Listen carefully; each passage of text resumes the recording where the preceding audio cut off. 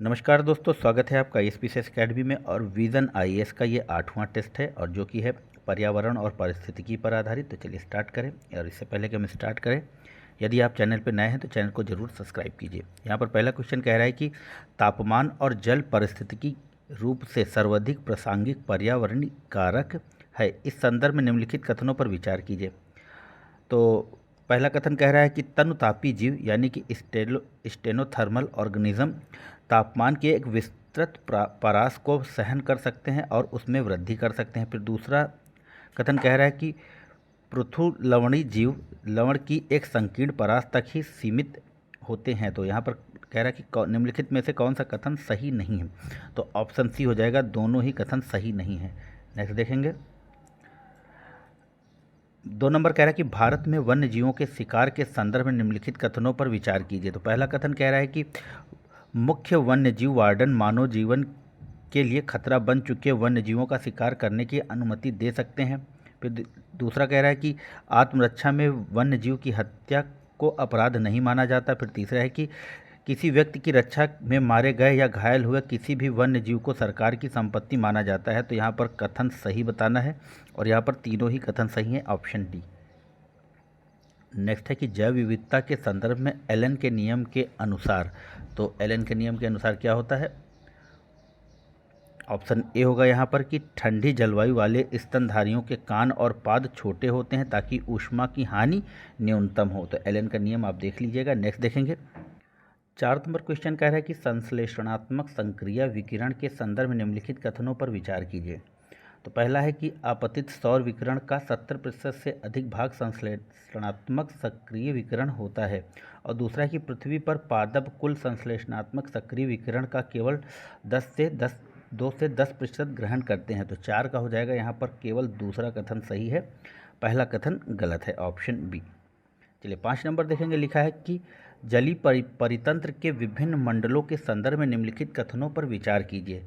तो पहला कथन है कि लेमेंटिक मंडल में सूर्य का प्रकाश अच्छी तरह से पहुंचता है और इसमें प्लावक प्रचुर मात्रा में होते हैं। ठीक है। लिखा है कि प्रोफंडल मंडल झील या तालाब का गहरे जल वाला भाग होता है। तो देखिए 5 का हो जाएगा, दोनों ही कथन सही हैं, ऑप्शन सी। नेक्स्ट देखेंगे।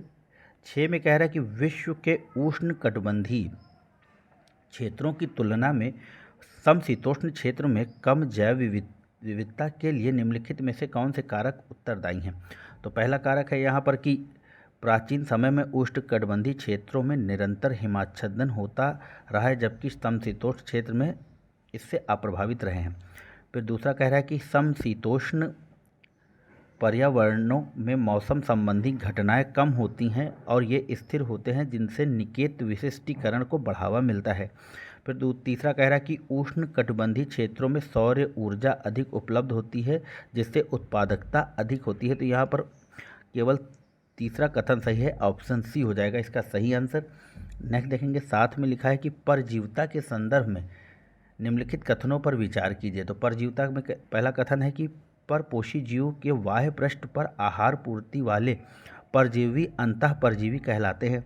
फिर दूसरा है कि बाह्य परजीवी वे होते हैं जो परपोषी के शरीर के भीतर भिन्न स्थलों पर रहते हैं। फिर तीसरा है कि ब्रूड परजीविता में एक परजीवी परपोषी जीव पर आहार आपूर्ति नहीं करता है। तो देखिए 7 का हो जाएगा, केवल तीसरा कथन सही है, ऑप्शन ए। नेक्स्ट देखेंगे। 8 में कह रहा है कि हाल ही में सुर्खियों में रहे ऑपरेशन नारकोस के है। तो वह है आपका रेलवे के माध्यम से नशीले पदार्थों की तस्करी के खिलाफ महीने भर का एक अखिल भारतीय अभियान, ऑप्शन सी। नेक्स्ट देखेंगे। 9 नंबर में कह रहा है कि निम्नलिखित में से कौन सी प्रक्रियाएं अपघटन में शामिल होती हैं। तो लिखा है खंडन, अपचयन, ह्यूमस निर्माण और खनिजीकरण। तो यहाँ पर ऑप्शन डी होगा, सभी। नेक्स्ट देखेंगे। राजस्थान इस जनजातीय समुदाय को विश्व का पहला पर्यावरणविद माना जाता है। ये जलाऊ लकड़ी को जलाने से पहले उससे जीवित कीटों को हटा देते हैं। वे कभी भी वृक्षों को नहीं काटते और वृक्षों के स्वयं मृत होने या तूफान के दौरान उनके गिरने का इंतजार करते हैं। चिकारा और कृष्ण मृग यानी कि ब्लैक बक्स और जैसे वन्यजीव इनकी बस्तियों में स्वतंत्र रूप से विचरण करते हैं। उपर्युक्त परिक्षेत्र में निम्नलिखित में से किस जनजाति समूह का वर्णन किया जा रहा है? तो वह है आपका ऑप्शन सी, बिश्नोई जनजाति के बारे में बात हो रही है और यह राजस्थान में निवास करती है। नेक्स्ट देखेंगे 11 में लिखा है कि निम्नलिखित कथनों पर विचार कीजिए।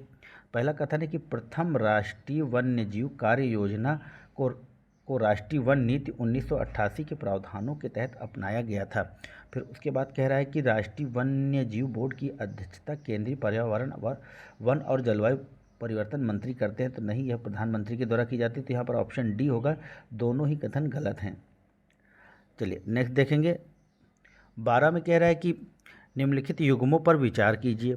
पवित्र उपवन और राज्य, तो यहाँ पर है आपका थान जो है वह असम में है, ये एकदम सही है। और काबूस जो है यह गलत है, काबूस तमिलनाडु में नहीं है। और देवराकुंड कर्नाटक में, तो ये भी सही है।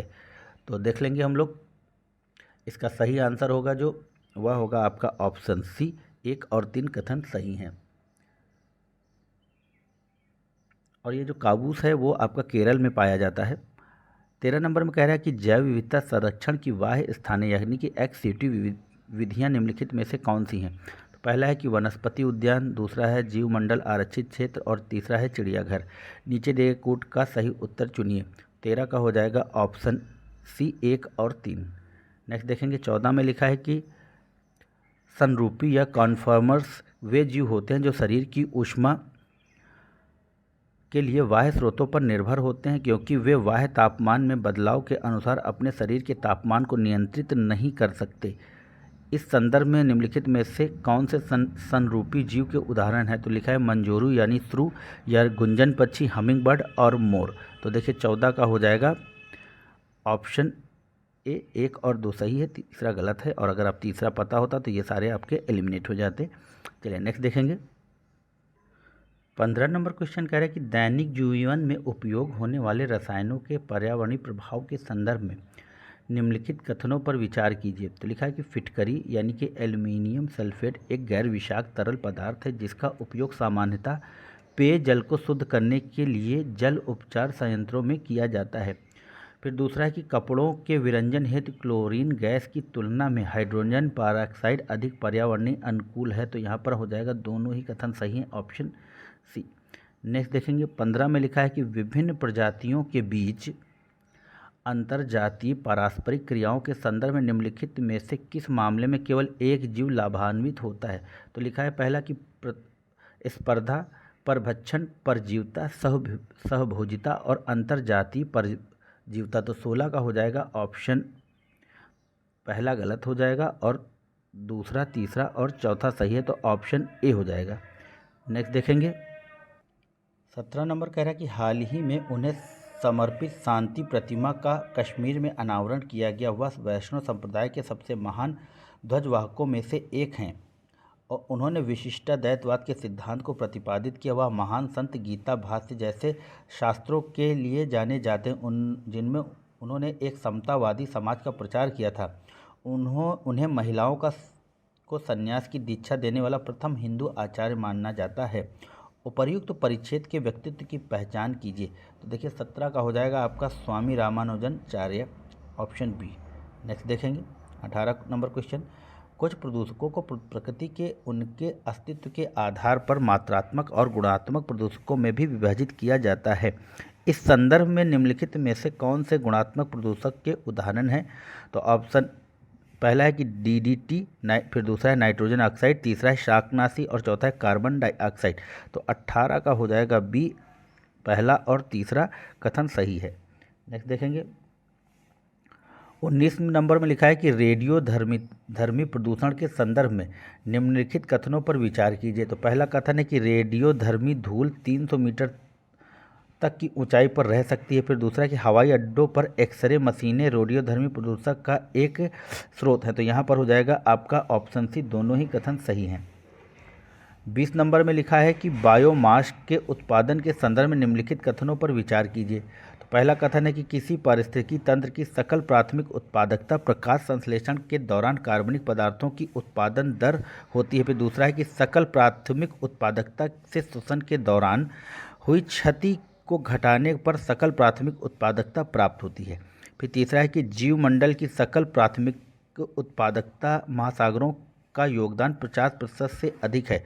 तो 20 का हो जाएगा पहला और दूसरा कथन सही है, तीसरा गलत है, ऑप्शन ए। नेक्स्ट देखेंगे 21 नंबर में कह रहा है कि प्रायः सुर्खियों में रहने वाला people for the ethical treatment of animals यानी कि पेटा। तो 21 का देख लेंगे तो पेटा है एक अंतर्राष्ट्रीय गैर लाभकारी धर्मार्थ संगठन, ऑप्शन हो जाएगा सी। नेक्स्ट देखेंगे 22 में कह रहा है कि ये पौधे अपने सुंदर फूलों के कारण भारत में उगाए गए थे, लेकिन अपने अतिशय वृद्धि के कारण ये हमारे जलमार्गों में अवरोध उत्पन्न करके तबाही मचा रहे हैं। इन्हें बंगाल का आतंक भी कहा जाता है। ये पादप सुपोषी जलाशयों में काफ़ी वृद्धि करते हैं और जल निकाय में पारिस्थितिकी तंत्र की गति को असंतुलित कर देते हैं। उपर्युक्त परिच्छेद निम्नलिखित में से किस पौधे का वर्णन किया जा रहा है? तो 22 का हो जाएगा आप ऑप्शन ए जलकुंभी का। नेक्स्ट देखेंगे 23 नंबर में कह रहा है कि मरुस्थलीय परितंत्र के संदर्भ में निम्नलिखित कथनों में से कौन सा कथन सही है? तो यहाँ पर लिखा है पहला कि रेगिस्तान में पाई जाने वाली मृदा दानेदार होती है, पहला कथन सही है यहाँ पर। फिर लिखा है रेगिस्तान में पशुओं की विविधता बहुत अधिक होती है, यह बिल्कुल गलत है। और फिर लिखा है कि जल की हानि को कम करने के लिए पौधों की मोमी सतह होती है, बिल्कुल सही बात है। तो ऑप्शन हो जाएगा सी, दूसरा कथन गलत है, 1 और 3 सही है। चलिए 24 नंबर में देखेंगे कि भारत वन्य जीव के संरक्षण के लिए वर्षों से कई महत्वाकांक्षी परियोजनाएं चला रहा है। इस संदर्भ में निम्नलिखित संरक्षण परियोजनाओं को प्रारंभ से कालानुक्रमिक क्रम में व्यवस्थित कीजिए। तो लिखा है प्रोजेक्ट टाइगर, हाथी परियोजना और मगरमच्छ संरक्षण। तो देखिए 24 का हो जाएगा आपका, सबसे पहले है आपका प्रोजेक्ट टाइगर, और जो कि शुरू किया गया था आपका 1973 में। फिर आपका है हाथी, माफ़ कीजिएगा, फिर है मगरमच्छ संरक्षण, तो वह हुआ था आपका 1975 में। और उसके बाद है आपका प्रोजेक्ट हाथी या हाथी परियोजना, तो वह आई थी आपका 1992 में। तो यह हो जाएगा इसका सही कालक्रमानुसार। चलिए 25 में कह रहा है कि पादप जैव विविधता हमें व्यावसायिक उपयोग के लिए विभिन्न प्रकार के रसायनों को प्राप्त करने में सक्षम बनाती हैं। इस संदर्भ में निम्नलिखित में से कौन से रसायन पादप से निकाले जाते हैं? तो निकोटीन, कैफीन, कुनैन और स्ट्राइनिन यानी कि बच्छनाग।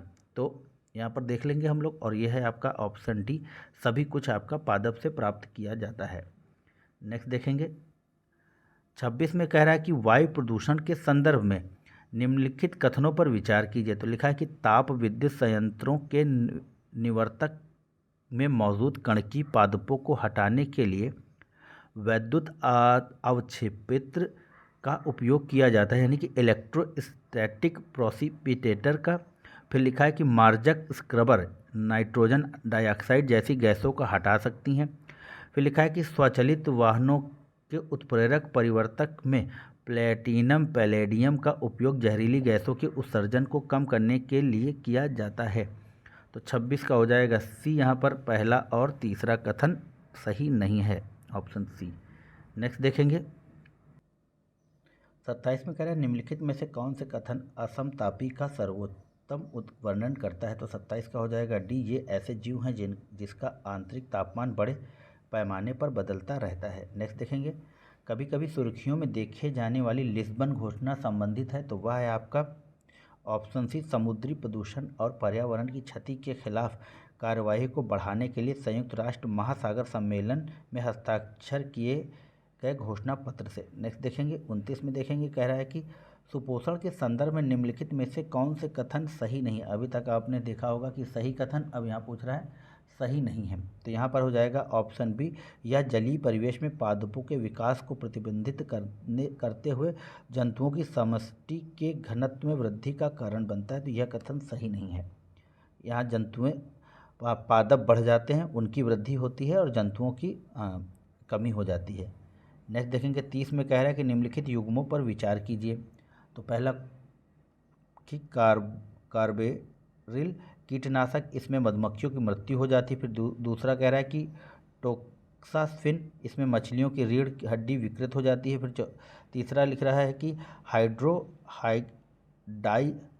डाइक्लोरो डाइफिनाइल टेट्राक्लोराइन यानी कि DDT, इसमें पक्षियों के अंडाणु पतले हो जाते हैं। तो देखिए यहाँ पर हो जाएगा आपका ऑप्शन ए, 1, 2, 3 और सभी कथन सही हैं या सभी सही सुमेलित हैं। चलिए 31 में कह रहा है कि भारतीय वन्य जीव अधिनियम 1927 के संदर्भ में निम्नलिखित कथनों पर विचार कीजिए। तो यहाँ पर पहला कथन कह रहा है कि राज्य सरकार के पास वन भूमि को सरकार की संपत्ति के रूप में अधिसूचित करने का अधिकार है। फिर दूसरा है कि केंद्र सरकार ही संरक्षित वन में वृक्षों को आरक्षित घोषित कर सकती है। फिर तीसरा है कि राज्य सरकार आरक्षित वन के रूप में गठित किसी भी भूमि पर सरकार के अधिकारों को किसी ग्रामीण समुदाय को सौंप सकती है। तो देखिए 31 का हो जाएगा आपका ऑप्शन सी, दूसरा, पहला और तीसरा कथन सही है। नेक्स्ट देखेंगे 32 नंबर में कह रहा है कि प्राथमिक उत्पादन को पादपों द्वारा प्रकाश संश्लेषण के दौरान एक निश्चित समय अवधि में प्रति इकाई क्षेत्र में उत्पादित जैव मात्रा या कार्बनिक पदार्थ की मात्रा के रूप में परिभाषित किया जाता है। इस संदर्भ में प्राथमिक उत्पादकता निम्नलिखित कारकों में से किस कारक के या कारकों पर निर्भर करती है।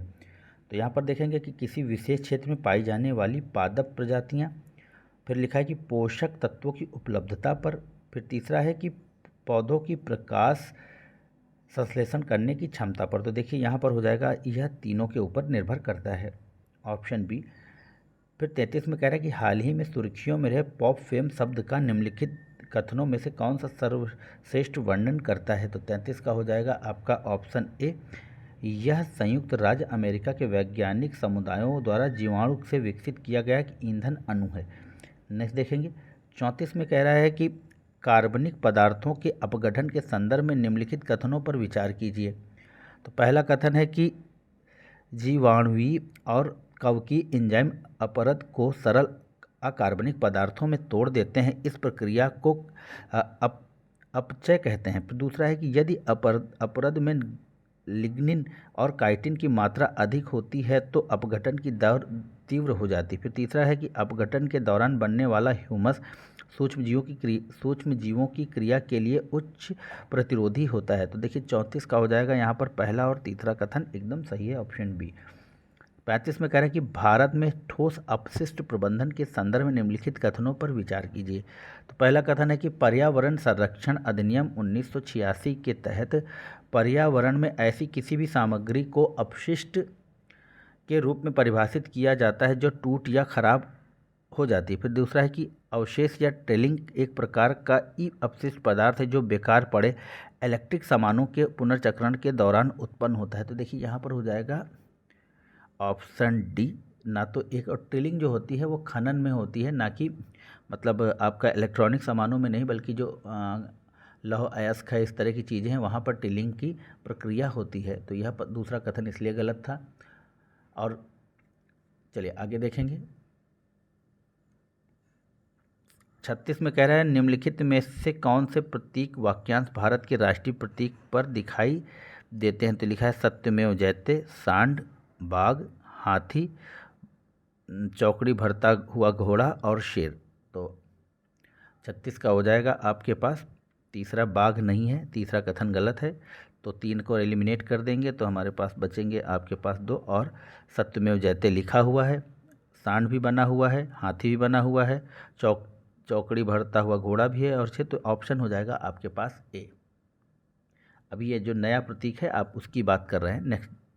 नेक्स्ट देखेंगे 37 में कह रहे हैं कि प्रकाश रासायनिक धूम कोहरे के संदर्भ में निम्नलिखित कथनों पर विचार कीजिए। तो पहला कथन है कि यह असंतृप्त हाइड्रोकार्बन और नाइट्रोजन ऑक्साइड पर सूर्य के प्रकाश की क्रिया के परिणाम स्वरूप बनता है। फिर दूसरा कि यह सामान्य तौर पर शीत और आर्द्र जलवायु में उत्पन्न होता है। तो यहाँ पर हो जाएगा ऑप्शन ए, केवल पहला कथन सही है। नेक्स्ट देखेंगे जलवायु परिवर्तन के कारण हाल ही में प्रवाल विरंजन को यानी कि कोरल ब्लीचिंग की घटनाएं बार बार घटित होने वाली विशेषता बन गई। इस संदर्भ में निम्नलिखित में से कौन से कारक प्रवाल विरंजन का कारण बन सकते हैं।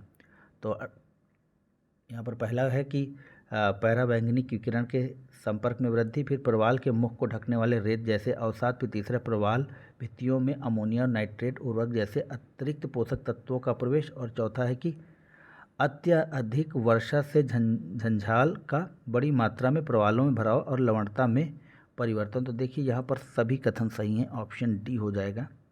नेक्स्ट देखेंगे 37 नंबर क्वेश्चन कह रहा है कि राष्ट्रीय वन नीति 1988 के संदर्भ में निम्नलिखित कथनों पर विचार कीजिए। यहाँ पे पहला कथन है, इसमें प्रावधान किया गया है कि देश के कुल भूमि क्षेत्र का 1/4 भाग वनों के अंतर्गत होना चाहिए।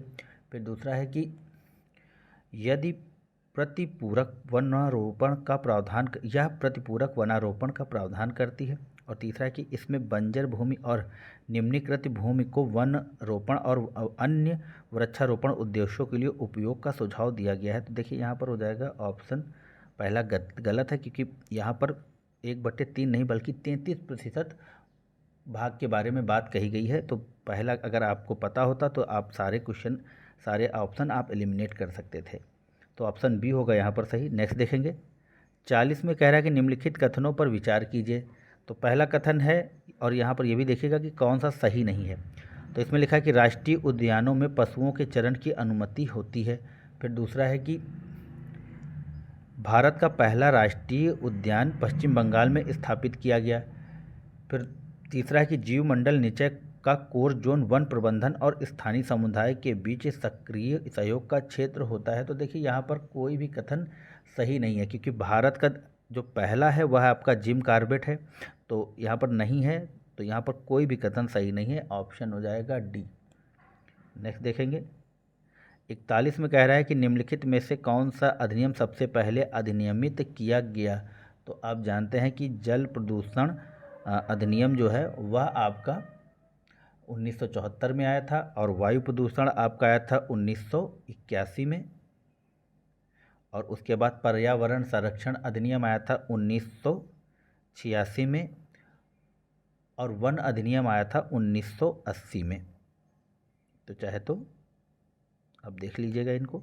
नेक्स्ट देखेंगे, देखिए यहाँ पर कह रहा है कि 2 या 2 से अधिक जीवों के बीच जैविक अंतःक्रिया के संदर्भ में प्रतिजैविकता से संबंधित निम्नलिखित कथनों पर विचार कीजिए। तो पहला कथन है कि कोई भी अंतःक्रियात्मक प्रजाति प्रतिजैविकता में लाभान्वित नहीं होती। फिर दूसरा है तालाबों में उगने वाले नील हरित शैवाल प्रतिजैविक क्रिया से संबंध होते हैं। तो 42 का हो जाएगा सी, दोनों ही कथन सही हैं, ऑप्शन सी। नेक्स्ट देखेंगे 43 में कह रहा है कि कवक के संदर्भ में निम्नलिखित कथनों में से कौन सा कथन सही नहीं है। तो यहाँ पर हो जाएगा सभी कवक बहुकोशिकीय होते हैं, तो यह सही नहीं है। नेक्स्ट देखेंगे 44 में कह रहा है कि समशीतोष्ण वनों में निम्नलिखित में से कौन से वृक्ष पौधे पाए जाने की संभावना होती। तो ओक, मैपल, कॉटनवुड और विलो। तो 44 में देखेंगे, और 44 का होगा ऑप्शन डी सभी। नेक्स्ट देखेंगे 45 में देखेंगे, लिखा है कि जैविक ऑक्सीजन मांग यानी कि बायोलॉजिकल ऑक्सीजन डिमांड के संदर्भ में निम्नलिखित कथनों पर विचार कीजिए। तो पहला कथन है कि यह एक जलीय पारिस्थितिकी तंत्र में मौजूद जैविक प्रदूषण की मात्रा को दर्शाती है, बिल्कुल सही कथन है। फिर उसका दूसरा है कि उच्च जैविक ऑक्सीजन मांग का अर्थ है कि समुद्री जीवों के लिए उपलब्ध घुलित ऑक्सीजन की मात्रा कम है। तो यहाँ पर दोनों ही कथन सही होंगे, ऑप्शन सी हो जाएगा। नेक्स्ट देखेंगे, लिखा है निम्नलिखित युग्मों पर विचार कीजिए। रिपोर्ट और सूचकांक हैं और उनके संगठन हैं। तो हम देख लेंगे इनका जो सही सुमेल है। तो देखिए वर्ल्ड सिटीज़ रिपोर्ट है, तो यूएन हैबिटेट के द्वारा एकदम सही सुमेलित है। और एशिया पैसिफिक सस्टेनेबिलिटी इंडेक्स है, तो यह यहाँ पर गलत है। और उसके बाद है ग्लोबल फाइंडेक्स डेटाबेस रिपोर्ट, तो वह है विश्व बैंक के द्वारा। तो यहाँ पर हो जाएगा ऑप्शन डी।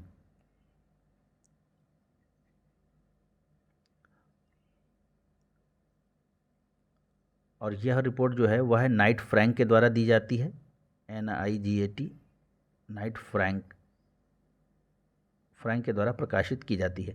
नेक्स्ट क्वेश्चन देखेंगे, लिखा है कि संयुक्त वन प्रबंधन के संदर्भ में निम्नलिखित कथनों पर विचार कीजिए। तो यहाँ पर पहला कथन है कि यह वन प्रबंधन का वह मॉडल है जिसमें योजना और संरक्षण कार्यक्रम में स्थानीय समुदाय शामिल होते हैं। पहला कथन तो सही। यह भारतीय वन अधिनियम 1927 के तहत संवैधानिक कार्यक्रम है। तो यह 1988 के तहत राष्ट्रीय वन नीति 1988 पे, यहाँ पर 1988 होगा। तो दूसरा कथन गलत है, तो पहला कथन सही है, ऑप्शन ए हो जाएगा यहाँ पर। नेक्स्ट देखेंगे 48 नंबर में कह रहे हैं निम्नलिखित युग्मों पर विचार कीजिए। तो पारंपरिक जल संचयन प्रणाली और राज्य क्षेत्र। तो देखिए यहाँ पर जो होगा टांका है वह है गुजरात की।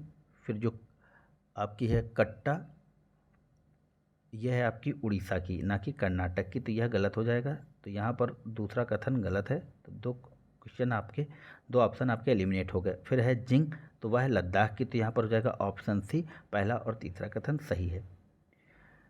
49 में कह रहा है कि पौधों द्वारा परभक्षियों को भगाने के लिए निम्नलिखित में से कौन से रक्षा तंत्र विकसित किए गए हैं। तो पहला है कि पत्तियों की सतह पर महीन रोआओं की उपस्थिति, फिर दूसरा है कि कुछ पौधे द्वारा कैफीन का रिसाव करना, फिर तीसरा है कि तनों और पत्तियों पर कांटों की उपस्थिति। तो यहाँ पर हो जाएगा ऑप्शन डी, तीनों ही कथन सही हैं।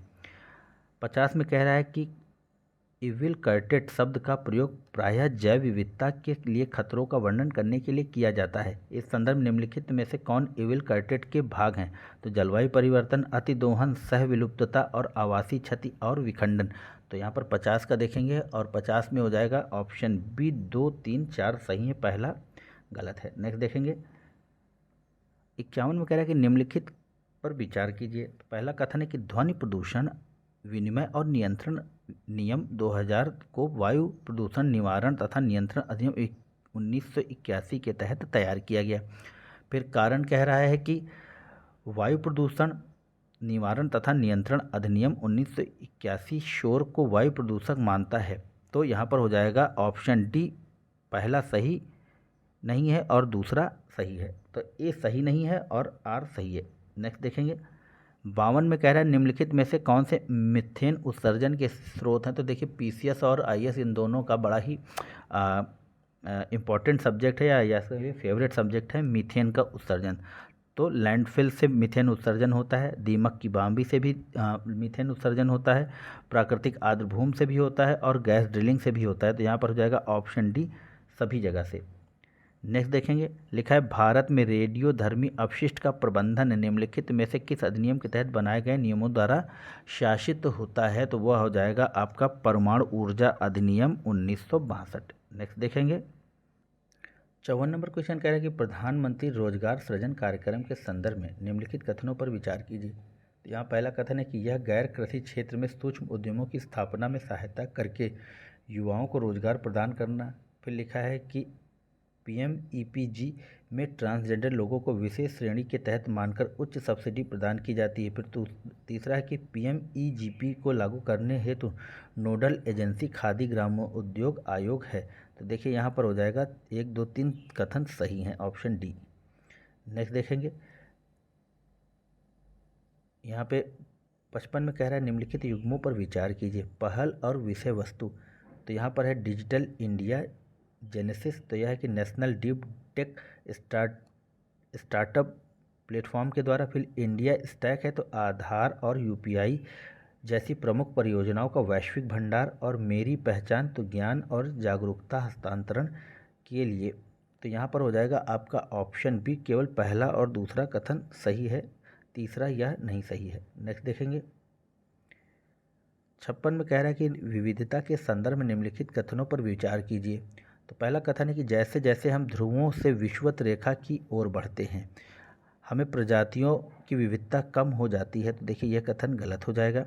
फिर लिखा है कि पूर्वी घाट की तुलना में पश्चिमी घाट में उभयचर प्रजातियों की विविधता अधिक है। तो देखिए 56 का दूसरा कथन एकदम सही है, पहला गलत है, ऑप्शन बी।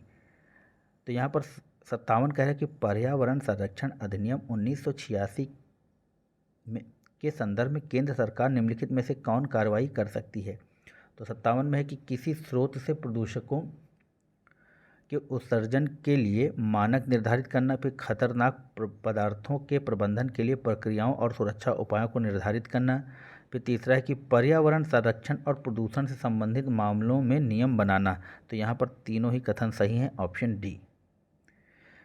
लिखा है कि निम्नलिखित में से कौन से देश I2U2 समूह में शामिल हैं। तो देखिए यहाँ पर हो जाएगा आपका इजराइल शामिल है और उसके बाद इजराइल, संयुक्त राज्य अमेरिका और आपका भारत और आपके बाद हो गया संयुक्त अरब अमीरात। यूनाइटेड किंगडम इसमें शामिल नहीं है। तो आपका हो जाएगा वैसे ऑप्शन ए, 1, 2, 3, 5। चलिए नेक्स्ट देखेंगे 58 में कह रहा है कि निम्नलिखित में से कौन सा देश 2030 तक स्वच्छ ईंधन की खपत को 50% तक सीमित करने के लिए प्रतिबद्ध है। तो देखिए यहाँ पर हो जाएगा ऑप्शन ए, 1, 2, 3, 5। नेक्स्ट देखेंगे 59 में कह रहा है कि 59 में कह रहा है कि जगन्नाथपुरी रथ यात्रा के संदर्भ में निम्नलिखित कथनों में से कौन से कथन सही नहीं। तो यह है कि देवताओं की प्रतिमाएं पत्थर की बनी होती हैं, तो यह कथन सही नहीं है। आगे देखेंगे।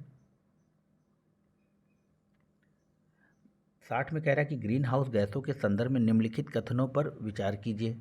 तो पहला कथन है कि कार्बन डाइऑक्साइड प्राकृतिक रूप से होने वाले ग्रीन हाउस प्रभाव के लिए 50% से अधिक के लिए उत्तरदायी है, यह कथन गलत है। उसके बाद है कार्बन डाइऑक्साइड की तुलना में नाइट्रस ऑक्साइड में 300 गुना अधिक प्रभावी ढंग से ऊष्मा को अवशोषित करने की क्षमता होती है, तो यह कथन सही है। और उसके बाद धान के खेत और कोयला खदानों से मीथेन गैस निकलती है, तो ऑप्शन हो जाएगा सी, 2 और 3 सही हैं। नेक्स्ट देखेंगे। 61 में कह रहा है कि निम्नलिखित युग्मों पर विचार कीजिए, औषधि, पौधे और उपयोग। तो यहाँ पर हो जाएगा आपका कणवंद पेट के विकारों के उपचार के लिए, एकदम सही है। सितेचा अशोक तो त्वचा के रोग के उपचार के लिए, यह भी कथन सही है। फिर कतल जसवाद, ये हो जाएगा जोड़ों के दर्द के उपचार के लिए, तो ऑप्शन ए, तीनों ही कथन या तीनों ही सही सुमेलित हैं, ऑप्शन ए यहाँ पर होगा। 62 देख लेंगे। लिखा है कि निम्नलिखित कथनों में से कौन से जैविक अन्वेषण शब्द को सर्वोत्तम रूप से परिभाषित करता है। तो यहाँ पर हो जाएगा आपका ऑप्शन बी, आर्थिक महत्व के उत्पादों की आणविक, आनुवांशिक और प्रजाति स्तरीय विविधता की खोज। तो यह होगा बायो प्रोस्पेक्टिंग। नेक्स्ट देखेंगे। 63 में कह रहा है कि वित्तीय सेवा संस्थान ब्यूरो के संदर्भ में निम्नलिखित में से कौन से कथन या कथनों पर विचार कीजिए। तो लिखा है यह सार्वजनिक क्षेत्र के बैंकों को पूर्णकालिक निदेशक के साथ साथ गैर कार्यकारी अध्यक्ष की नियुक्ति से संबंधित सिफारिशों के लिए एकमात्र इकाई है। फिर वित्त मंत्रालय एक संयुक्त सचिव एफएसआईबी का पदेन अध्यक्ष होगा। फिर एफएसआईबी के गठन के बाद बैंक बोर्ड ब्यूरो के सभी अस्तियां, हित और देनदारियां एफएसआईबी को हस्तांतरित कर दी जाएंगी। तो देखिए 63 का हो जाएगा ऑप्शन आपका बी, 1 और 3 कथन ही सही है। नेक्स्ट देखेंगे। 64 में कह रहा है निम्नलिखित युग्मों पर विचार कीजिए। यहाँ पर राष्ट्रीय उद्यान और राज्य, तो लिखा है तडोबा और बांधवगढ़ और दुधवा। तो देखिए तडोबा आपका महाराष्ट्र में है, तो यहाँ पर पहला कथन एकदम गलत है। तो अब आपके पास एलिमिनेशन मेथड से आप जहाँ जहाँ पहला है उसको काट दीजिए, तो आपके पास बचा 2 और 3। तो बांधवगढ़ मध्य प्रदेश और दुधवा राष्ट्रीय उद्यान उत्तर प्रदेश में, ऑप्शन बी होगा यहाँ पर सही। 65 में कह रहा है निम्नलिखित में से कौन से तत्व ओजोन परत के क्षरण के लिए उत्तरदायी हैं। तो देखिए यहाँ पर कार्बन टेट्राक्लोराइड ये भी है, मिथाइल ब्रोमाइड ये भी, और क्लोरोफ्लोरोमीथेन ये भी। तो ऑप्शन हो जाएगा डी, तीनों ही तत्व जो हैं वो मीथेन के ओजोन के क्षरण के लिए उत्तरदायी हैं। नेक्स्ट देखेंगे। और 66 में लिखा है कि वन्य जीव संरक्षण अधिनियम 1972 के संदर्भ में निम्नलिखित कथनों पर विचार कीजिए। तो लिखा है कि वन्य जीव संरक्षण के निदेशक की नियुक्ति राज्य सरकार द्वारा की जाती है। फिर लिखा है कि यह परमिट के बिना अनुसूचित जीवों के व्यापार और वाणिज्य पर प्रतिबंध लगा सकता है। फिर तीसरा है कि ब्लू वांडा और पिचर प्लांट केवल 2 पौधे हैं जिन्हें अधिनियम के तहत संरक्षण प्रदान किया जाता है। तो 66 का हो जाएगा ऑप्शन बी, केवल दूसरा ही कथन सही है। यहाँ पर ऑप्शन हो जाएगा आपका बी। नेक्स्ट देखेंगे। 67 में लिखा है कि निम्नलिखित युग्मों पर विचार कीजिए। तो पहला है कि प्रदूषक और प्रभाव, तो लिखा है लेड मिनीमाता, एकदम यहाँ पर कौन सा कथन सही नहीं है ये भी बताना है। और फ्लोराइड है तो मिथेमोग्लोबेनीमिया, और फिर लिखा है नाइट्रेट तो डर्मेटाइटिस। तो यहाँ पर तीनों ही कथन सही नहीं है, ऑप्शन हो जाएगा आपके पास डी। नेक्स्ट क्वेश्चन देखेंगे। पारिस्थितिकी अनुक्रमण के संदर्भ में निम्नलिखित कथनों पर विचार कीजिए। तो पहला कथन कह रहा है कि समुदायों का वह पूर्ण क्रम जो किसी दिए हुए क्षेत्र में सफलतापूर्वक परिवर्तित होता है क्रमक या श्रेय कहलाता है। फिर दूसरा है कि तृतीय अनुक्रमण प्राथमिक अनुक्रमण से तीव्र होता है। और उसके बाद है फिर कि शुक्तांबरी अनुक्रमण पादपों में आर्द्र क्षेत्रों में होता है। तो यहाँ पर हो जाएगा ऑप्शन सी, पहला और तीसरा कथन सही है। नेक्स्ट देखेंगे।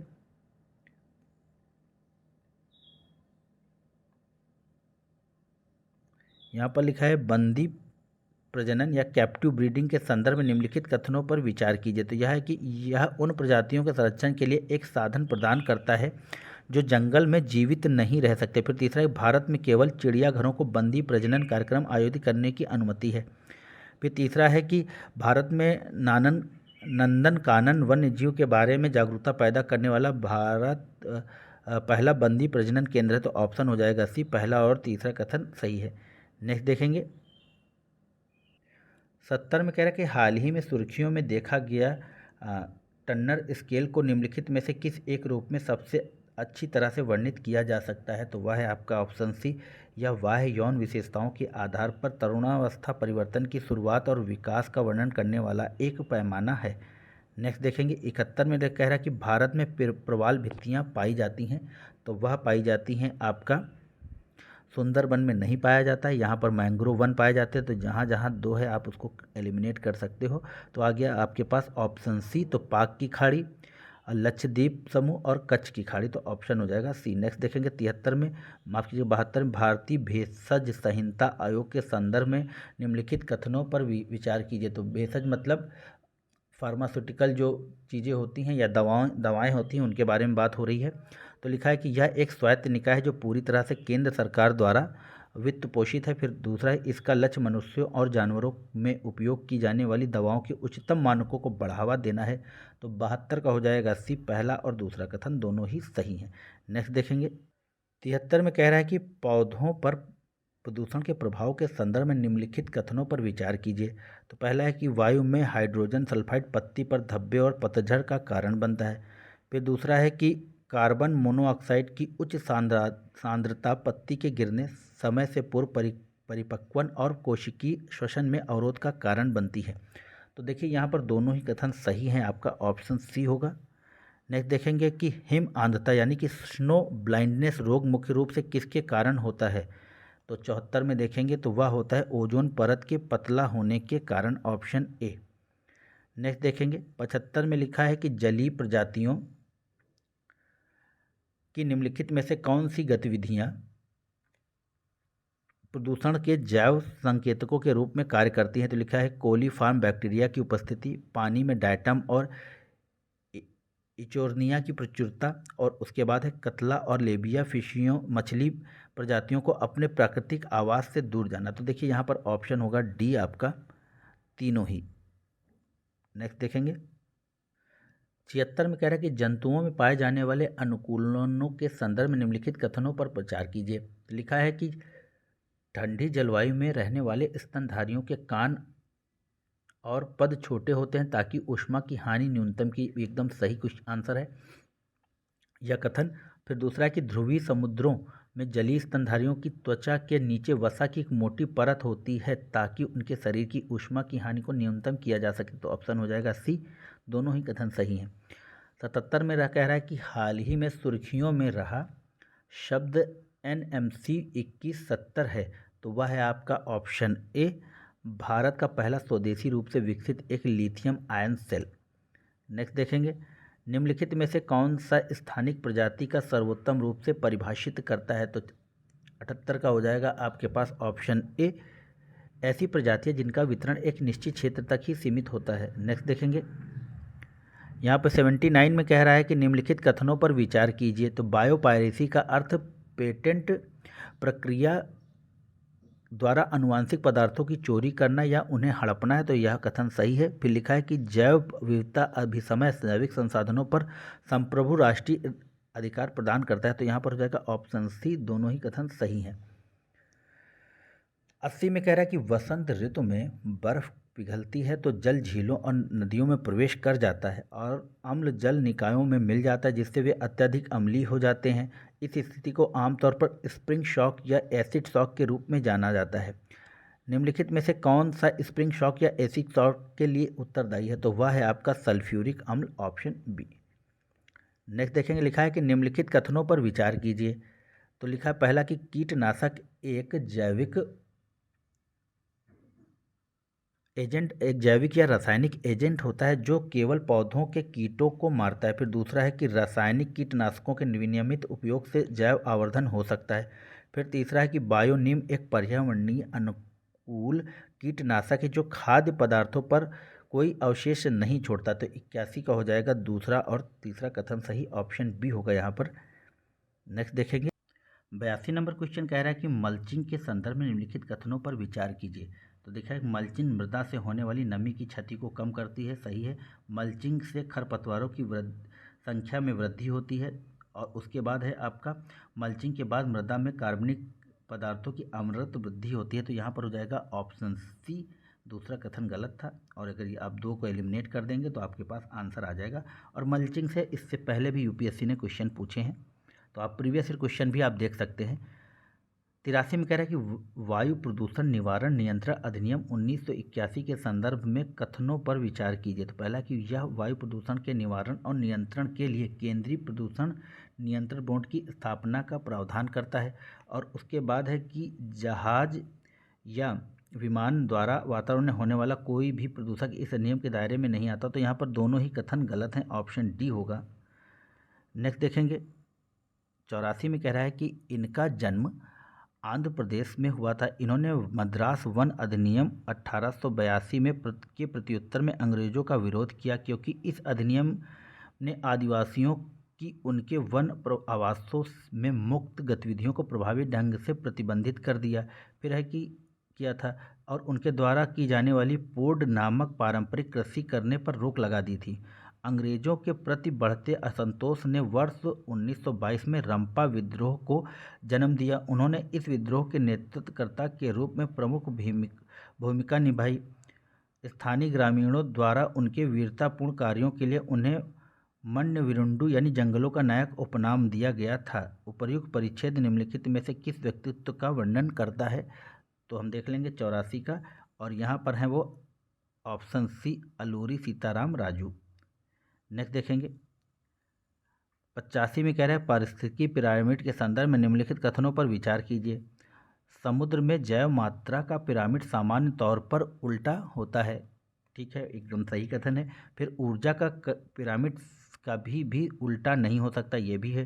फिर पारिस्थितिकी पिरामिड में मृत जीव नहीं दर्शाए जाते। तो यहाँ पर होगा ऑप्शन डी, 85 का सभी कथन सही हैं। देखिए 86 में कह रहे हैं निम्नलिखित में से कौन से आक्रामक प्रजातियों के उदाहरण हैं? तो यहाँ पर हो जाएगा आपका रोजी वुल्फ स्लैन, ये भी सही है। लैटाना, गाजर घास और वाटर हाइसिंग, तो यहाँ पर ऑप्शन हो जाएगा डी, चारों ही कथन सही हैं। नेक्स्ट देखेंगे 87 में कह रहा है कि निम्नलिखित प्रजातियों में से कौन सी अब विलुप्त हो चुकी है? तो लिखा है कि स्टेलर समुद्री गाय, जावा टाइगर, थाइलेसियन, तो यह तीनों प्रजातियां विलुप्त हो चुकी हैं, ऑप्शन हो जाएगा यहाँ पर डी। नेक्स्ट देखेंगे हाल ही में आयोजित कैस्पियन शिखर सम्मेलन 2022 में निम्नलिखित में से किन देशों ने भाग लिया था? तो यहाँ पर हो जाएगा आपका रूस ने तो लिया था, फिर ईरान ने भी लिया, फिर उज्बेकिस्तान ने नहीं लिया, कजाकिस्तान ने लिया और तुर्कमेनिस्तान ने लिया, भारत ने नहीं लिया। तो यहाँ पर हो जाएगा आपका ऑप्शन सी 88 में। नेक्स्ट देखेंगे 89 में करें हाल ही में इसरो ने PSLV कक्षीय प्रायोगिक मॉड्यूल को सफलतापूर्वक लॉन्च किया है। इस विकास के संदर्भ में निम्नलिखित कथनों पर विचार कीजिए। तो POEM ध्रुवीय उपग्रह प्रक्षेपण यान के तीसरे चरण का उपयोग करके कक्षा में वैज्ञानिक प्रयोगों को सक्षम बनाता है। और उसके बाद है कि POEM लिथियम आयन बैटरी विहीन होता है और सारी विद्युत शक्ति और सौर ऊर्जा से प्राप्त करता है, जिससे यह एक हरित उपकरण या ग्रीन डिवाइस बन जाता है। तो ऑप्शन डी होगा, कोई भी कथन यहाँ पे सही नहीं है। 90 में देखेंगे पादप पीड़कों को नियंत्रित करने के लिए निम्नलिखित में से किनका उपयोग पीड़ानाशक के रूप में किया जाता है? तो पायरेथ्रम, फिर बैसिलस थ्रीजिएन्सिस और रोटेनन, तो यहाँ पर होगा ऑप्शन डी, तीनों ही। 91 में लिखा है कि वन्य जीवों और वनस्पतियों की लुप्त प्राय प्रजातियों के संदर्भ में साइट्स के संदर्भ में अंतर्राष्ट्रीय व्यापार कन्वेंशन के निम्नलिखित कथनों पर विचार कीजिए। इसे अंतर्राष्ट्रीय प्राकृतिक संरक्षण संघ यानी कि IUCN की बैठक में स्वीकार किए गए संकल्प के परिणाम स्वरूप अपनाया गया था। फिर यह कह रहा है कि यह सभी पक्षकारों के लिए कानूनी रूप से बाध्यकारी है। फिर तीसरा है कि साइट्स के परिशिष्ट में उल्लेखित किसी भी प्रजाति के निर्यात या आयात के लिए पूर्व अनुमति की आवश्यकता होती है। तो ऑप्शन डी होगा। तीनों ही कथन यहाँ पर सही हैं। 92 में लिखा कि महिला एवं बाल विकास के मिशन शक्ति के संदर्भ में निम्नलिखित कथनों पर विचार कीजिए। कह रहा है कि मिशन शक्ति के तहत सभी उपयोजना केंद्रों और राज्यों के बीच क्रमशः 60-40 के अनुपात में वित्त पोषित किया जाएगा। फिर लिखा है बेटी बचाओ बेटी पढ़ाओ मिशन शक्ति का हिस्सा बन गई है। तो देखिए यहाँ पर हो जाएगा आपका ऑप्शन केवल बी, दूसरा कथन सही है, पहला कथन आपका गलत है। और यह 100% केंद्र सरकार के द्वारा वित्त पोषित है। देखिए 93 में कह रहे हाल ही में सुर्खियों में रहा पीवोट शब्द संदर्भित करता है। तो वह संदर्भित करता है कैंसर पैदा करने वाले जीन का पता लगाने के लिए कृत्रिम बुद्धिमत्ता आधारित उपकरण से। फिर नेक्स्ट देख रहे हैं 94 में लिखा है कि समय के साथ जीवों ने अपने पर्यावास में कठोर अजैविक परिस्थितियों से निपटने के लिए विभिन्न क्रियाविधि विकसित कर ली। इस संदर्भ में निम्नलिखित कथनों पर विचार कीजिए थे। तो लिखा है कि शीत निष्क्रियता यानी हाइबरनेशन भालू बिल्कुल करता है। ग्रीष्म निष्क्रियता एस्टिवेशन घोंघा और उपारित या जायपॉड जूप्लैंक्टन। तो देखिए 94 का यह तीनों ही कथन आपके सही हैं। माफ़ कीजिएगा। 95 में लिखा कि हाल ही में सुर्खियों में रहने वाला टिश्यू एक जीवाश्म है। तो वह है आपका ऑप्शन डी स्तनधारी का। 96 में कह रहा है कि निम्नलिखित में से कौन से घटक सतत विकास को बढ़ावा देने में सहायता कर सकते हैं। तो हो जाएगा ऊर्जा के गैर पारंपरिक स्रोतों का उपयोग सही है। संपटित प्राकृतिक गैस का उपयोग ये भी सही है। और बायोकम्पोस्टिंग और फोटोवोल्टिक सेल के माध्यम से सौर ऊर्जा, ऑप्शन डी होगा। सभी कथन यहाँ पर सही है। 97 में लिखा है कि मरुस्थलीय पौधों ने चरम परिस्थितियों से निपटने के लिए जल की हानि को कम करने के लिए विभिन्न तंत्रों को अपनाए। इस संदर्भ में मरुस्थलीय पौधों में निम्नलिखित में से कौन से अनुकूलन देखा जा सकता है। तो यहाँ पर है रंध्र को गहरे गर्त में व्यवस्थापन, पत्तियों को कांटों के रूपांतरण और तनों द्वारा प्रकाश संश्लेषण। तो यहाँ पर हो जाएगा ऑप्शन डी। तीनों ही कथन सही हैं। 98 में लिखा सुर्खियों में देखे जाने वाला मॉन्ट्रियल प्रोटोकॉल संबंधित है। तो वह आपका ओजोन क्षयकारी पदार्थों के उत्सर्जन को नियंत्रित करने से। नेक्स्ट देखेंगे 99 में कह रहा है कि स्थित शस्य या खाड़ी फसल के संदर्भ में निम्नलिखित कथनों पर विचार कीजिए। तो पहला है कि यह एक विशेष समय में खाद्य श्रृंखला में उत्पादकों और स्वपोषितों की कुल मात्रा, फिर इसे जीवित जैविकों की मात्रा या इकाई के क्षेत्र के रूप में मापा जाता है। तो देखिए ऑप्शन बी होगा, केवल दूसरा कथन सही है। 100 और लास्ट क्वेश्चन देखेंगे। एक स्थलीय पारिस्थितिकी तंत्र की किसी खाद्य श्रृंखला के पूर्ण रूप से शाकाहारी जीव को अनिवार्य रूप से निम्नलिखित में से किसके रूप में वर्गीकृत किया जाएगा। तो वह किया जाएगा प्राथमिक उपभोक्ता के रूप में। तो दोस्तों यह थे विजन IAS का 8वां टेस्ट। आशा है आप लोगों को पसंद आएंगे। चैनल को लाइक कीजिए, शेयर कीजिए, सब्सक्राइब कीजिए और निरंतर अभ्यास करते रहिए। केवल 5 डेज बचे हैं, यानी कि कह लीजिए कि आपके पास सिर्फ 4 डेज हैं। आप अपना 100% इस समय दीजिए और निश्चित ही सफलता आपको मिलेगी। आपका दिन शुभ हो। नमस्कार।